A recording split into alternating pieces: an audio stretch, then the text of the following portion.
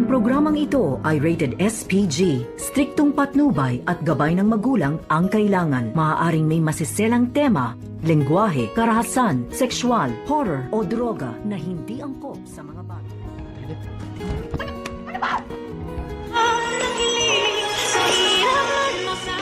Narito na nga ang ating pagkaabangan ngayong Miyerkules sa abot kamay na pangarap. Tila hindi na nga nila maintindihan kung saan sila maghahanap ngayon dito nga kay Don Pepe. At patuloy pa rin ang pagtatalo dito ni RJ at Carlos Benitez dahil sa mga sinasabi ni Carlos na dapat magpakaama daw siya dito kay Annalyn. Nang sa ganon, hindi maghahanap ng ibang kalinga itong si Zoe dahil sa mga ipinapakita at ipinaparamdam ni RJ dito nga kay Zoe. Dahil dito, muntik-muntikan na ngang masaktan ni RJ itong si Carlos dahil sa mga sinasabi nito. Sa kabilang banda, tila nag-aalala nga itong si Regan at itong si Harry dito nga kay Lynette kung okay lang ba ito dahil sa tingin nila parang overthinking nga daw itong si Lynette dahil sa pagkawala nga dito ni Don Pepe. At dito naman sinabi ni Regan, alam naman daw nila na pakalat-kalat ang mga kriminal sa tabi-tabi.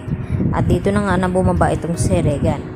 At dito din naghahanap sa bulsa itong si Harry ng kanyang makain na candy. At dito sa hindi inasahan ay makita niya isang papel na nakalagay doon na help. Kaya ang ginawa ni Harry ay binalikan itong si Lynette dito sa bahay ni Carlos.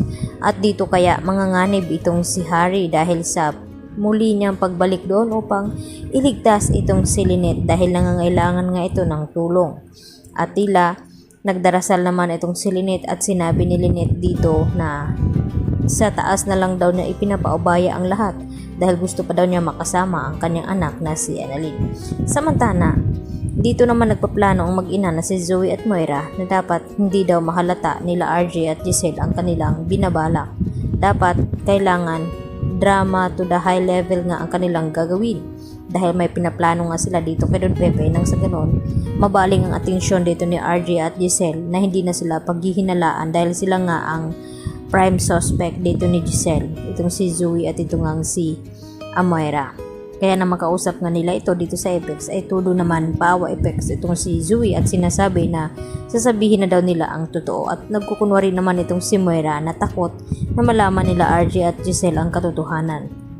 Pero may mga plano pala sila na hindi inaasahan. Sa kabilang banda, hindi rin naman tumitigil itong si Annalyn na hindi niya mabibisto itong si Zoe at lalo pa ngayon nagtataka siya at kausap itong si Doc Alindon Javier na bakit close na close daw itong si Zoe at itong si Carlos at kailan pa at bakit hindi nila sinasabi ni Carlos dito kay Lynette at kay Annalyn na close pala itong si Zoe at itong si Carlos. Kung sa bagay pareho naman daw silang masungit at kung turingan ay parang nga daw silang mag-ama. Tila hindi naman tingin ng diretso itong si Doc Lendon Javier dahil alam niya ang katotohanan na mag-ama talaga itong si Zoe at itong si Carlos Benitez. Subalit ayaw niya pangunahan itong si Carlos na magsalita dito kay Annalyn baka magkabistuhan at dito pa magkakaroon ng matinding problema. At dito naman na kinausap ng masinsinan ni Carlos Benitez itong si Annalyn na kung bakit hindi daw niya ito tatantanan itong si Zoe na hindi na pagbibintangan na may kinalaman nga ito sa pagkawala ni Don Pepe. At dito naman na sumagot itong si Annalyn dito kay Carlos na hindi daw siya titigil hanggat hindi niya malaman ang buong katotohanan na may kinalaman itong si Zoe at Moira sa pagkawala nga dito ni Don Pepe. Dahil yun nga ang kutob ni Annalyn na may kinalaman talaga itong si Zoe dahil sa mga ikinikilos nito. Kaya yan naman ang ating pakatutukan bukas kung ano ang magiging kahinatnan dito ni Harry sa kanyang pagbabalik muli dito sa bahay ni Carlos at iligtas itong si Lynette dahil sa nagtataka ito dito sa papel na kanyang nabasa na humihingi nga ito ng tulong. Yan po ang aking karagdagan latest update at marami pong salamat sa inyong panonood dito sa aking munting channel at huwag niyo po sanang kalimutan i-like ang video na ito. Hanggang sa muli, bye bye!